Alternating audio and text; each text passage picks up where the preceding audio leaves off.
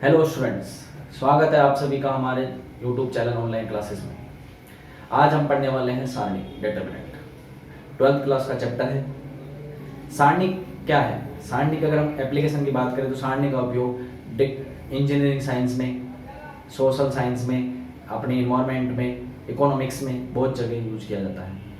हम बात करें कोऑर्डिनेट ज्योमेट्री, तो कोऑर्डिनेट ज्योमेट्री में त्रिभुजों के क्षेत्रफल ज्ञात करने में, रेखाओं के समीकरण ज्ञात करने में, समरेखीय रेखाओं में प्रतिलोम मैट्रिक्स ज्ञात करने में, रेखाओं के सरल वो रैखिक समीकरणों के हल करने में, चाहे वो 2 चर वाले हों, चाहे वो 3 चर वाले हों, चाहे वो 4 चर वाले हों, हम बहुत सारे समीकरणों को हल करने में। अपन बात करें कंप्यूटर साइंस में तो इन जगह हम इसका सारणी का उपयोग करते हैं।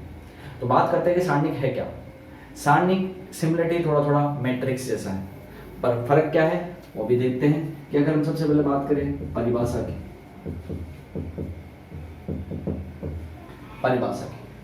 तो परिभाषा की अगर हम बात करते हैं तो किसी वर्ग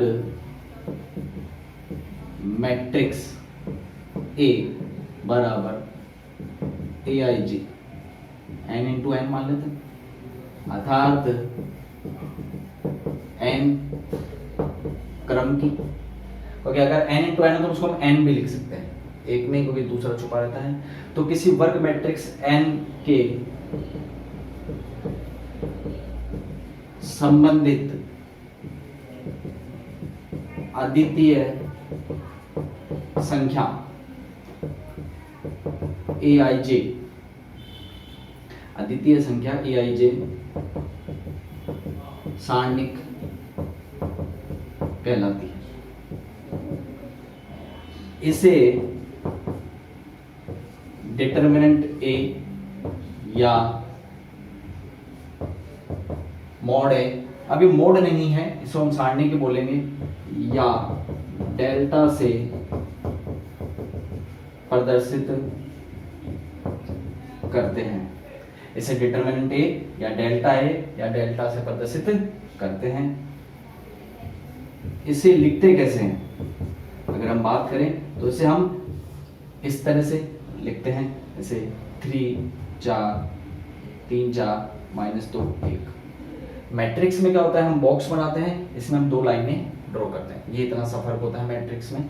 तो किसी वर्ग मैट्रिक्स को अगर एक संख्या से रिप्रेजेंट किया जाता है, एक संख्यात्मक मान से रिप्रेजेंट किया जाता है, द्वितीय मतलब संख्या मतलब संख्यात्मक मान से रिप्रेजेंट किया जाता है, तो क्या कहलाता है, सारणी कहलाता है। इसे DETA यानी डिटरमिनेंट ए, मॉड ए, तो ये मॉड ए नहीं है, इसका मतलब ये है कि मॉड ए का मतलब यहाँ पे मान से है, चिन्ह वही रहेगा।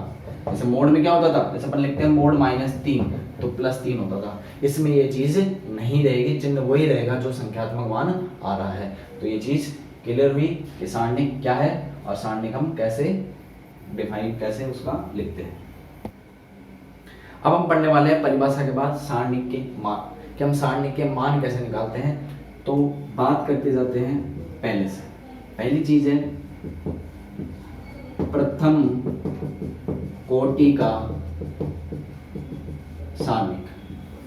प्रथम कोटि का सारणिक, तो प्रथम कोटि का सारणिक क्या है कि मान लो कि a बराबर सारणिक के अंदर -3 लिखा है, सारणी के अंदर क्या लिखा है, -3 लिखा है। तो इसका किसका सारणिक का मान मोड ए बराबर -3। तो सारणिक के मान को हम कैसे रिप्रेजेंट करते हैं, मोड ए से, ठीक है। तो मोड नहीं, हम क्या बोलेंगे, डिटरमिनेंट ए। और क्या आएगा, जो अवयव है वही आएगा। यानी अगर हम बात करें तो प्रथम कोटि अगर a बराबर aij है तो मोड ए बराबर aij होगा। यानी अगर कोई एक कोटि का सारणिक है जिसमें 1 गुणा 1 अवयव है, ठीक है, 1 गुणा 1 कोटि का है, तो उसका जो सारणिक का मान है वो वही आएगा, ठीक है। जैसे एग्जांपल के तौर पे अगर हम बात करें तो a बराबर अगर -3 इसमें लिखा है तो इसका सारणिक का मान क्या होगा, -3। आप ये याद रखें कि मोड का मतलब हम माइनस को प्लस नहीं करेंगे, ठीक है, समझ में आया। तो ये प्रथम कोटि का सारणी। बी द्वितीय कोटि का सारणिक। तो अगर मान लो कि तृतीय कोटि का सारणिक, मान लो कोई एक मैट्रिक्स है ABCD, ये मैट्रिक्स है। तृतीय कोटि मतलब 2 गुणा 2, 2 पंक्ति 2 अवयव। तो जब हम इसका डिटरमिनेंट निकालेंगे A, तो A को D से गुणा करेंगे AD, और B को C से गुणा करेंगे BC, और बीच में क्या लगेंगे माइनस। यानी अगर मैं कहना चाहूं तो इसका मतलब क्या है, अर्थात अग्रणी विकर्णों का गुणन माइनस पिछले विकर्णों का गुणन। अग्रणी विकर्णों का गुणन माइनस पिछले विकर्णों का गुणन। अग्रणी विकर्ण यानी हमने पढ़ा था मुख्य विकर्ण, जो ये होते हैं, ये मुख्य विकर्ण होते हैं, और ये होते हैं पिछले विकर्ण यानी सहायक विकर्ण। तो इन्हें हम अग्र यानी मुख्य, और ये पिछले यानी सहायक। तो अग्रणी विकर्णों का गुणनफल माइनस पिछले विकर्णों का गुणनफल क्या कहलाता है, द्वितीय कोटि का सारणिक कहलाता है। क्लियर हुआ? जैसे अगर हम इसका एक छोटा सा एग्जांपल यहाँ पे समझे, तो 3 2 -1 और 3, तो आप कैसे सोल्व करेंगे? A मोड बराबर अग्र विकर्ण 3 3 9, बीच में माइनस, और -1 को 2 से गुणा करेंगे तो -2, तो 9 + 2 = 11। तो क्या समझ में आया? अग्रणी विकर्णों का गुणनफल माइनस पिछले विकर्णों का गुणनफल, अग्र विकर्ण माइनस पिछले विकर्ण। तो प्रथम कोटि का अब सारणी क्या होगा, वही मान, और द्वितीय कोटि में अग्र विकर्ण माइनस पिछले विकर्णों का गुणनफल। ये क्लियर हो जाता है। तीसरा जो है C, तृतीय कोटि का सारणिक, इसका मान कैसे निकालें? और तृतीय कोटि का सारणिक बहुत इंपॉर्टेंट है, इसको आप समझिए, आसानी से है कि मान लो कि A कोई सारणिक दे रखा है, A1 B1 C1, A2 B2 C2, A3 B3 C3, ये हमारे पास सारणिक है। 3 कोटि का है, 3 गुणा 3, ठीक है। अब इसका मान जब हम निकालते हैं सारणी का, तो कैसे निकालेंगे? प्रथम पंक्ति के सापेक्ष करते हैं। इसमें हम सारणी को हम किसी भी पंक्ति या स्तंभ के सापेक्ष बोल सकते हैं। तो प्रथम पंक्ति के सापेक्ष, तो प्रथम पंक्ति के सापेक्ष बोलते हैं तो A1, अब जिस पंक्ति और उसमें उसको हटा दिया तो ये हट गया, ये हट गया, ये बच गए, तो आप लिखेंगे B2 C2 B3 C3 minus B1, ये गया, ये गया, तो बचा A2 A3 C2 C3। Minus क्यों लगाया? हम आगे पढ़ेंगे, ठीक है। ये छोटा छोटा कैसे बदला, ये भी हम आगे पढ़ेंगे। प्लस C3, ये पंक्ति गई, ये स्तंभ गया, तो बचा क्या? A2, ठीक है, B2 A3 B3। तो वापस देखें, पहली पंक्ति में A1 है, B1 है और C1 है। चिन्ह लेना है प्लस माइनस प्लस, और जिस पंक्ति और जिस स्तंभ में वो विद्यमान है उसको हटा दो। तो ये इसमें है, हट गया, ये हट गया, ये 4 बज के लिख दी। ये इसमें है, ये हट गया, ये 4 बज के लिख दी। ये इसमें, ये हट गया, ये 4 बज के लिख दी। तो इस प्रकार से हम सोल्व करते हैं। 2 कोटि का सारणी का भी हमने सोल्व करना सीखा। पहले लेफ्ट फिर राइट, पहले लेफ्ट फिर राइट, पहले लेफ्ट फिर राइट, यानी पहले अग्र और फिर पिछला, बीच में क्या लगाना है? माइनस। फिर आप इस ब्रैकेट को सोल्व कर लेंगे, तो ये सारणी का मान कहलाएगा। क्लियर हुआ? इसको अगर अपन हम छोटा सा एग्जांपल देखें कि मान लो कि A कोई मैट्रिक्स है, सारणिक है, मैट्रिक्स का ही हम सारणिक निकालते हैं एक तरीके से, ठीक है। 3 -2 5 6 7 1 8 9 0। अब हम इसको सोल्व करते हैं। 3, ये पंक्ति गई, ये स्तंभ गया, ये पंक्ति के 4 बचे। 0 को 7 से गुणा करेंगे 0, और 9 एकम 9 माइनस, फिर माइनस माइनस प्लस 2, ये पंक्ति के स्तंभ गया 0 -8, फिर 5, ये पंक्ति स्तंभ गया 9 9 6 54 -8 से 2 56। लेफ्ट राइट, 9 3 27, 8 दूनी 16 और माइनस का 10। तो 27 और 16 43 और 43 और 10 माइनस। तो इस प्रकार से सोल्व करना है पंक्ति के हिसाब से। और ये कैसा है वापस देखिए, 3 लिखा लेफ्ट राइट, फिर ये लिखा, फिर लेफ्ट राइट, फिर लिखा 5 आ गया लेफ्ट राइट। तो यहां तक चीज क्लियर हुई। इस प्रकार से हम 33 कोटि आसानी सोल्व करते हैं। नेक्स्ट हम पढ़ने वाले हैं मैट्रिक्स सारणी के मान के बाद सारूस चित्र या आकृति। इसमें पहली चीज तो यह है कि हम ये किसके लिए यूज करते हैं, तृतीय कोटि के सारणी के। कैसे यूज करते हैं समझिए कि मान लो एक सारणी के A1 B1 C1 A2 B2 C2 A3 B3 C3 ये हमें सारणी दिया हुआ है, ठीक है। अब इसका अगर आपको सारूस चित्र हल करना है तो आप कुछ भी नहीं करेंगे, दो जहां पे स्टार्ट हुआ दो जो प्रथम स्तंभ उनको आप यहां लिख लें, A1 A2 A3 B1 B2 B3 ये लिख लिया। तो पहले आप अग्र विकर्णों को गुणा करेंगे इनको, तो गुणा करते हैं A1 B2 C3, फिर इसको गुणा किया B1 C2 A3, फिर इसको गुणा किया C1 A2 B3 bracket minus, ये हम निकालते हैं सारणिक का मान। इसको अगर हम A नाम देते हैं तो फिर पिछले विकर्णों की बात करें तो यहां से दे, मैं इसको पूरा लाइन लगा के ड्रॉ करके लिखता हूं।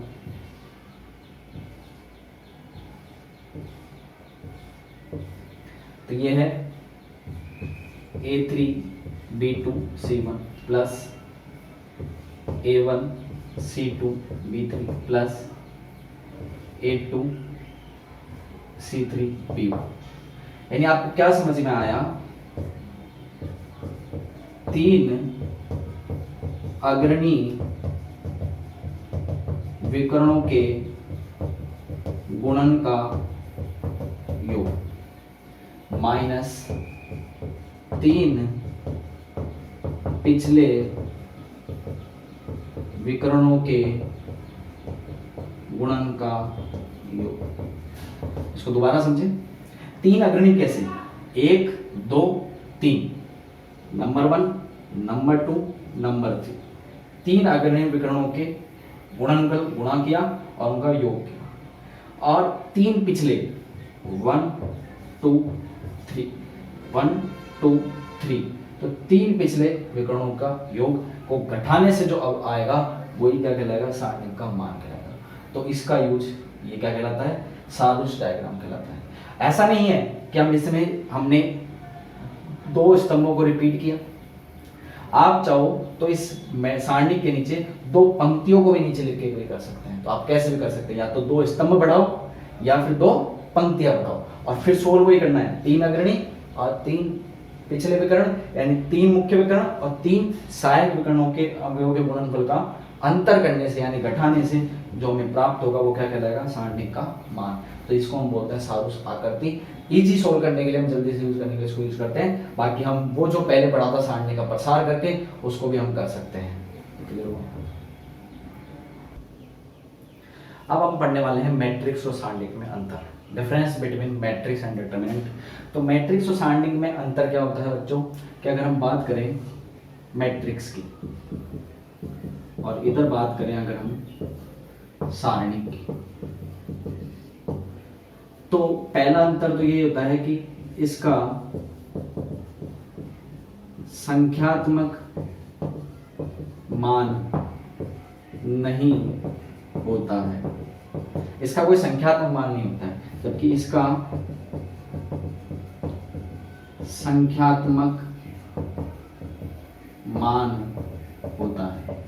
इससे हमें को रिजल्ट मिलता है और इससे रिजल्ट नहीं मिलता है। दूसरा चीज क्या है, इसमें पंक्ति व स्तंभ समान हो भी सकते हैं तथा नहीं। इसमें पंक्ति व स्तंभ समान होते हैं। यानी सिर्फ किसका बनता है बच्चों? वर्गाकार मैट्रिक्स का। इसमें पंक्ति और स्तंभ बराबर होना जरूरी है, उसी का निकाल सकते हैं। आप आयतकार मैट्रिक्स का सारणिक नहीं निकाल सकते। तीसरा चीज क्या है कि इसमें पंक्ति व स्तंभ में परिवर्तित करने से, यानी अगर हम परिवर्त मैट्रिक्स बनाते हैं, परिवर्त मैट्रिक्स पढ़ी थी हमने, तो परिवर्त मैट्रिक्स जिन लोगों ने पढ़ा वो पुराने वीडियो देखी कि परिवर्त मैट्रिक्स बनाते हैं से मैट्रिक्स में परिवर्तन होता है। यानी अगर हम परिवर्त मैट्रिक्स बनाएंगे तो उसमें मैट्रिक्स में परिवर्तन होता है, जबकि इसमें कोई परिवर्तन नहीं होता। यानी ए का आप सारणिक निकालें चाहे एटी का सारणिक निकालें, ठीक है, ए का निकालें चाहे एटी का निकालें, दोनों का रिजल्ट क्या आने वाला है? इक्वल आने वाला है, बराबर आने वाला है। यानी आप मैट्रिक्स का सारणिक निकाले, किसी भी ए का सारणिक निकाले या उसके ट्रांसपोज का सारणिक निकाले, दोनों का जो रिजल्ट आएगा, जो दोनों का मान आएगा वो सेम आएगा, कोई परिवर्तन नहीं होता। पंक्ति को स्तंभ में और स्तंभ को पंक्ति में बदलने में कोई चेंज नहीं होता, जबकि मैट्रिक्स बदल जाती है। और मैट्रिक्स से कोई संख्यात्मक मान नहीं आता, जबकि सारणिक से क्या आता है? एक मान आता है, जैसे -3, 5, 6 कुछ भी, ठीक है। इसमें ये वर्गाकार की भी हो सकती है और आयताकार भी हो सकती है, लेकिन ये सिर्फ क्या होती है? वर्गाकार ही होती है। इसमें पंक्ति और स्तंभ क्या होते हैं? बराबर होते हैं, यानी 2 गुणा 2, 3 गुणा 3, 4 गुणा 4 या 1 गुणा 1 की। तो क्लियर हुआ? अब हमने जो अब तक पढ़ा उसके ऊपर हम कुछ क्वेश्चन सोल्व करते हैं। फर्स्ट क्वेश्चन है कि एक सारणिक दिया हुआ है cos theta minus sine theta cos theta का मान ज्ञात कीजिए। तो स्टार्ट करते हैं सॉल्यूशन। फर्स्ट को आपको दिया हुआ है cos theta minus sine theta cos। आपको मैंने भी बताया कि मान लो अगर हम इसको a नाम देते हैं तो इसका अगर हम मान निकालें तो आपको कुछ भी नहीं करना है। दो कोटि का कैसे निकालते हैं?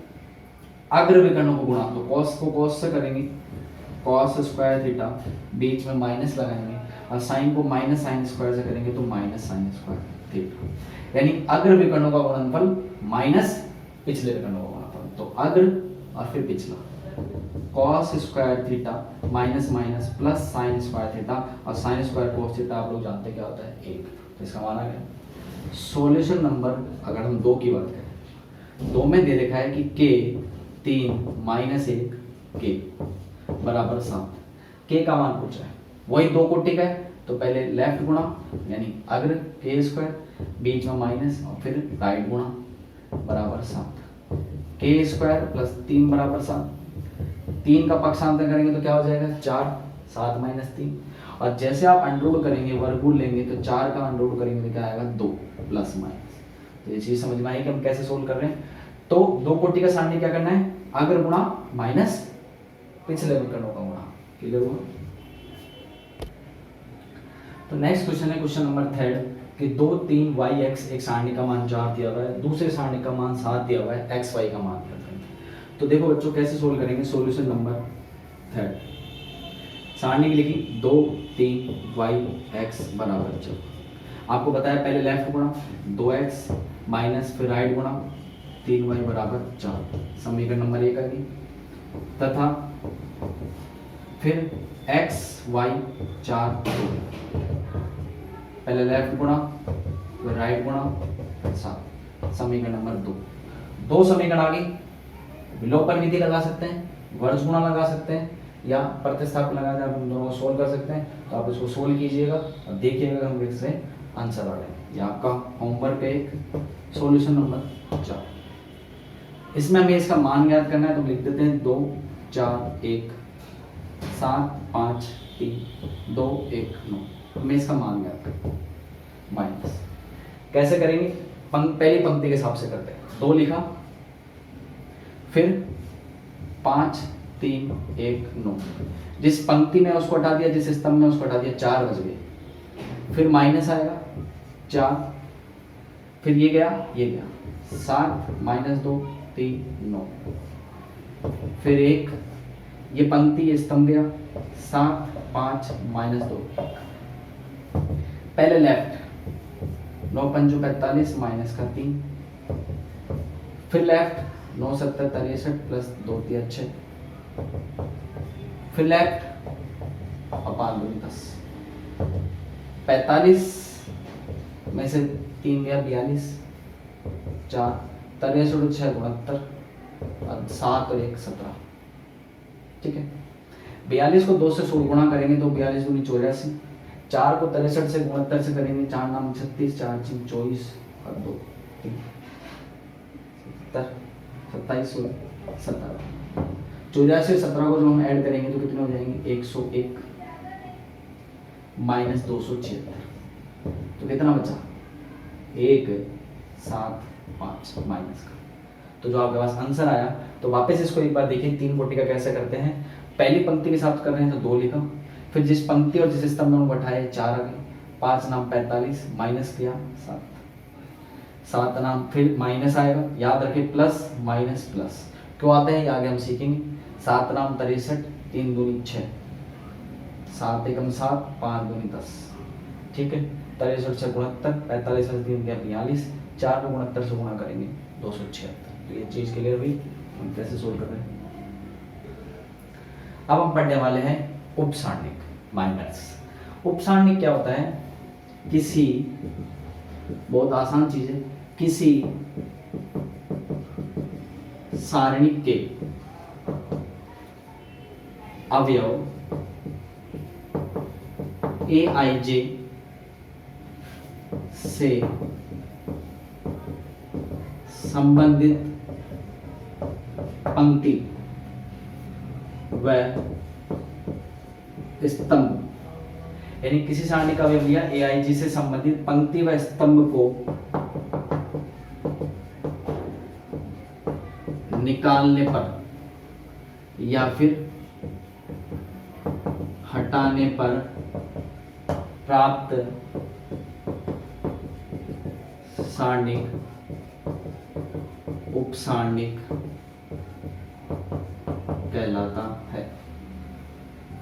इसे MIJ या AIJ कैपिटल में से प्रदर्शित करते हैं। उपनाम इसलिए पढ़ा क्योंकि हम इसमें सारणी को छोटा कर देते हैं। जैसे हम एक छोटा सा एग्जांपल से यहाँ से समझना स्टार्ट करें। पहला एग्जांपल अगर हम देखें कि मान लो कोई एक सारणी दे रखा है 3 - 2 5 4। अब आपसे मैं बोलता हूं A11 का उपसारणिक, आराम से समझिएगा, A11 का सारणिक।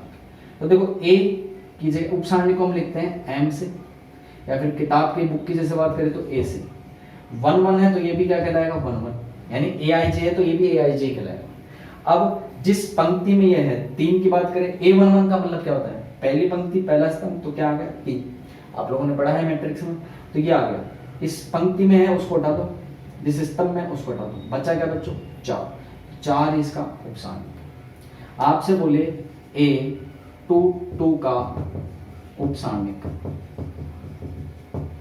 तो A22 का उपसारणिक हम क्या बोलेंगे, कैपिटल में A22। अब 22 मतलब दूसरी पंक्ति दूसरा स्तंभ, तो दूसरी पंक्ति दूसरा स्तंभ 4, तो जिस पंक्ति में है उसको हटा दो, जिस स्तंभ में उसको हटा दो, बचा गया 3, तो 3 इसका उपसारणिक। क्लियर हुआ। तो जिस पंक्ति और जिस स्तंभ में ये है, जिस स्तंभ में बैठे हैं उसको हटा दे तो जो बचता है वो उपसारणिक कहलाता है। ये एक एग्जांपल हुआ। एक और एग्जांपल देखिए, मान लो मैंने एक मैट्रिक्स ली, एक और सारणिक लिया 3 5 6 -2 1 4 7 8 9, ये हमने एक सारणी ली। अब मैं आपसे बोलता हूं A23 का उपसारणिक, समझिए A23 का उपसारणिक मतलब A23 बोलेंगे, यानी दूसरी पंक्ति तीसरा स्तंभ। तो ये पहली पंक्ति है, दूसरी पंक्ति, दूसरे में तीसरे स्तंभ, ये पहला दूसरा तीसरा, हम पहुंच गए 4 पे, हाँ है ना। तो जिस पंक्ति में है उसको हटा दो, ये हटा दी, जिस स्तंभ में उसको हटा दो। अब ये डैश डैश करके अपन को मन में समझना है, ओरली आप प्रैक्टिस कर पाएंगे। तो बचा क्या, 1 2 3 4, 3 5 7 8, ये आ गया। तो ये जो छोटी सारणिक बनी, पहले कितनी कोटि की थी, 3 गुणा 3 की, अब कितनी कोटि की आ गई, 2 गुणा 2 की, तो ये उपसारणिक हो गया, यानी छोटा हो गया। अब सोल्व करो उसको, 8 दिया 24 और 5 7 35, कितना आया -11। आपसे मैं एक और क्वेश्चन पूछता हूँ, A31 का उपसारणिक। A31 का मतलब कैपिटल A31, तीसरी पंक्ति पहला स्तंभ 7 पे पहुंच गए, ये पंक्ति गई, ये स्तंभ गया, ये 4 बज गए बच्चों, लिख लेते हैं 5 6 1 4, वही 2 कोटि का आ गया। फिर 5 चौक 20 -6 14। तो आपको क्या समझ में आया कि किसी भी सारणी के कोई भी अवयव अगर हम लेते हैं तो जिस पंक्ति या जिस स्तंभ में वो विद्यमान है, जिसमें उपस्थित है, उसको अगर हम हटा दें, दमन कर दें, निकाल दें, तो जो सारणिक बचेगा वो क्या कहलाता है, उपसारणिक कहलाता है, माइनर्स कहलाता है। और इसे हम MIJ या कैपिटल AIJ से प्रदर्शित करते हैं। और आपने 2 एग्जाम्पल देखे, तो आप किसी का भी उपसारणिक निकाल सकते हैं। उपसारणिक ज्यादा काम में कहाँ आने वाला है, जब आप व्युत्क्रम मैट्रिक्स करेंगे, प्रतिलोम मैट्रिक्स पढ़ेंगे, तो वहां पे आपको सेकंड निकालने के लिए, इनवर्स निकालने के लिए इसका यूज करने वाले हैं। तो चीज क्लियर हुई। तो हम किसी का भी उपसारणिक निकाल सकते हैं जिस अवयव की हमको बात करने वाला है। ठीक है, क्लियर हुआ। अब हम पढ़ने वाले हैं उपसारणिक के बाद सेकंड, कोफैक्टर। सेकंड कुछ भी नहीं है, सिर्फ उपसारणिक के आगे हम चिन्हों का यूज करेंगे। इसे CIJ कैपिटल में या FIJ से प्रदर्शित करते हैं। पहली चीज, यह निम्न प्रकार परिभाषित है। अगर आप इसको देखें तो CIJ या FIJ बराबर -1 की पावर I + J AIJ। यानी अब समझिए, CIJ FIJ का मतलब सेकंड, माइनस एक संख्या है, I + J, I पंक्ति को बताता है, J स्तंभ को बताता है, और AIJ मतलब उपसारणिक। ये क्या है, उपसारणिक। तो अगर हम उपसारणिक को -1 की घात से गुणा कर देंगे, यानी चिन्हों से गुणा कर देंगे, तो क्या कहलाएगा, उपसारणिक कहलाएगा। आप देखो इसके ऊपर एक छोटा सा एग्जांपल अगर हम देखें। पहला, मान लो कि एक कोई मैट्रिक्स सारणिक है, 3 -5 6 और 8, ये उपसारणिक है, सॉरी सारणिक है। अगर हम बात करें A11 या A12 लेते हैं, A12 का सैखंडिक, तो देखिए A12 के अगर सैखंड की बात करें तो सैखंड से पहले आपको उपसारणिक निकालनी पड़ेगी। उपसारणिक कैसे निकालते हैं, देखो A12 पहली पंक्ति दूसरा स्तंभ यहाँ आ गया, इस पंक्ति को हटा दिया, इस स्तंभ को हटा दिया, तो बचा क्या बच्चों, 6, तो 6 हमारा उपसारणिक हो गया। अब आगे इसके चिन्ह लगाना, तो चिन्ह क्या कहता है, -1 की पावर I + J, तो 1 + 2, 1 + 2, तो कितना हुआ 3, और 3 विषम घात है तो क्या आएगा, माइनस। तो आप डायरेक्ट याद रखें कि जब इनके जोड़ का मान विषम आएगा तो माइनस आएगा, और प्लस सम आएगा तो प्लस आएगा। जैसे एक और एग्जांपल देखें हम यहाँ पे, A22 का सेकंड, A22 के सेकंड को हम बोलेंगे, इसको हम क्या बोलेंगे, F12, इसको हम बोलेंगे F22 या कैपिटल में C22। अब देखो सेकंड निकालने के लिए पहले हमें उपसारणिक निकालना पड़ेगा। उपसारणिक कैसे निकालेंगे, दूसरी पंक्ति दूसरा अवयव 8 हट गया, तो ये गया और ये गया, बचा गया 3, तो 3 तो हो गया हमारे पास उपसारणिक। अब 2 और 2 कितने होते हैं, 4, 4 सम या विषम, सम, तो सम है तो प्लस आएगा, तो प्लस है। और बाकी आप यहाँ से देख सकते हैं, अगर -1 की घात 4 लगाओगे तो किसी की भी माइनस की घात क्या होती है, सम पे प्लस ही होती है, तो प्लस आएगा। तो इस प्रकार से निकाल सकते हैं। एक और एग्जांपल अगर हम यहाँ से समझे तो क्या है कि मान लो एक और सारणी के लिए हमने 3 5 6 7 8 9 6 7 और -3। अब मैं आपसे बोलता हूं A31 का सेकंड, तो A31 के सेकंड को बोलेंगे हम C31 या फिर F31, दोनों में से एक चीज का यूज कर ले।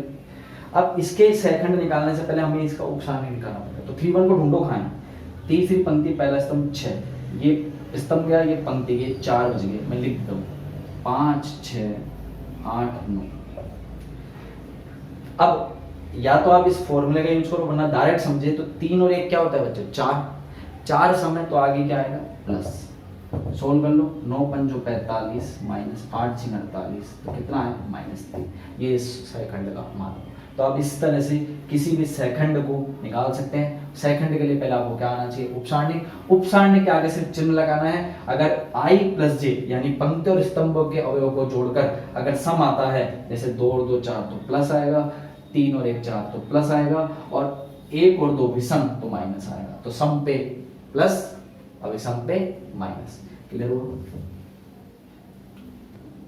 अब एक क्वेश्चन करते हैं उपसारणिक और सेकंड का, कि मान लो ये क्वेश्चन है कि द्वितीय पंक्ति के उपसारणिक और सेकंड ज्ञात करना है। तो एक चीज आप नोट डाल के चीजों को समझिए, शॉर्ट में है कि जैसे अपन 2 कोटि का सारणिक लिखते हैं, उसके चिन्हों की बात करें तो plus minus plus minus plus minus plus minus, उल्टा यूं। यानी आप जब इसका सारणिक सेकंड लिखेंगे तो प्लस लगाएंगे। क्यों? देखो ये कौन सा है 1 1, तो 1 और 1 2 प्लस है। ये कौन सा है 1 2, 1 और 2 3, तो माइनस है। फिर ये कौन सा है 2 2 प्लस है। ऐसे अगर आप 3 कोटि की बात करें तो plus minus plus minus plus minus plus minus plus, ऐसे। अब चलिए यहाँ देखो, ये कौन सा नंबर का पढ़ो, 3 और 2, A32 यानी 3 2 5, 5 पे क्या आएगा विषम यानी माइनस। ये क्या है 3 3 6 सम तो प्लस।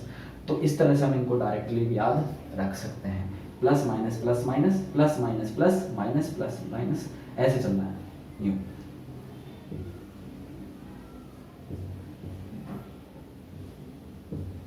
तो क्लियर हुआ? इस तरह से हम इनका यूज कर सकते हैं। यहाँ तक हो गया। अब अगर हम इस क्वेश्चन को सोल्व करते हैं तो द्वितीय पंक्ति की बात कर रहे हैं। द्वितीय पंक्ति कौन सी होती है, ये वाली। अब अगर हम इसका नंबर पढ़े तो हम क्या बोलेंगे A21, तो A21 का उपसारणिक, A21 का उपसारणिक हम बोलेंगे M, कैपिटल में लिख लेते हैं A21। जिस पंक्ति जिस स्तंभ में उसको हटा देते हैं, तो ये पंक्ति गई, ये स्तंभ गया, ये 4 बज गए, 4 1 3 7, 7 7 28 माइनस 3 कितना बच गया 25। पहले लेफ्ट फिर राइट। फिर A22 का उपसारणिक, कैपिटल में A22, ये पंक्ति गई, ये स्तंभ गया, क्या बच गया 2 1 माइनस 1 के साथ, जो 14 प्लस 2 बराबर 16, 7 दूनी 14 माइनस 1 सॉरी तो 15, प्लस 1 कैसे हुआ, माइनस बीच में आता है, ठीक है। फिर A23 का उपसारणिक, A23 का उपसारणिक क्या बोलेंगे A23, ये पंक्ति गई, ये स्तंभ गया, ये बच गए, तो 2 4 माइनस 1 3। तो आप बार बार से प्रैक्टिस करेंगे तो हो जाएगा। फिर पहले लेफ्ट 6 4 10। अब बात आती है सेकंड की, तो इसके सेकंड को लिखेंगे तो हम क्या लिखेंगे F21। अब देखो 2 और 1 3, तो या तो आप -1 की का 3 लगा के फिर 25 लिखो, या फिर आप डायरेक्ट का -25 लिख सकते हो। क्यों? क्योंकि 2 और 1 3 दिशा में तो माइनस है। इसके अगर आप बात करें F22, तो -1 की पावर 2 + 2 यानी 4 15, तो कितना आएगा 15। इसकी बात करें F23 तो -10, ठीक है। क्यों? क्योंकि 2 और 3 5। तो इस प्रकार से हम सेकंड भी निकाल सकते हैं। तो ये क्या हो गए सेकंड, और ये सब क्या हो गई उपसारणिक। तो इस प्रकार से हम उपसारणिक और सेकंड निकाल सकते हैं। क्लियर हुआ? तो आज हमने इस वीडियो में सारणिक की परिभाषा, सारणिक के बेसिक प्रसार, सारणिक का मान निकालना और उपसारणिक और सेकंड के बारे में पढ़ा। तो आपको ये वीडियो कैसा लगा ये आप हमें कमेंट करके बता सकते हैं। नेक्स्ट वीडियो में हम सारणिक के गुणधर्म पढ़ने वाले हैं, और वीडियो के डिस्क्रिप्शन में हमने इम्पोर्टेंट बात यह है कि हमने केमिस्ट्री के लेक्चर्स के बारे में लिंक दिया है। जिस पर जाके आप केमिस्ट्री के वीडियो देख सकते हैं, जिस पर केमिस्ट्री के लिए आपको आईआईटी की बात करें, चाहे नीट की बात करें, चाहे 12th के सिलेबस की बात करें, आरबीएससी और सीबीएसई, इंग्लिश और हिंदी मीडियम दोनों के आपको वीडियो मिलेंगे। तो आप वहाँ पे जाके केमिस्ट्री की वीडियो देख सकते हैं और उस चैनल को सब्सक्राइब कर सकते हैं। और कोरोना का टाइम चल रहा है बच्चों, सबसे इम्पोर्टेंट बात यह है, तो जितने भी बच्चे हमारी वीडियो देख रहे हैं, जितने भी लोग हमारी वीडियो देख रहे हैं, तो ज़्यादा से ज़्यादा चैनल को शेयर कीजिए, सब्सक्राइब कीजिए, जिससे और बच्चे जो पढ़ना चाहते हैं इस लॉकडाउन पीरियड में तो वो वीडियो को देख सकें। तो ज़्यादा से ज़्यादा चैनल को सब्सक्राइब कीजिए और शेयर कीजिए। Thank you.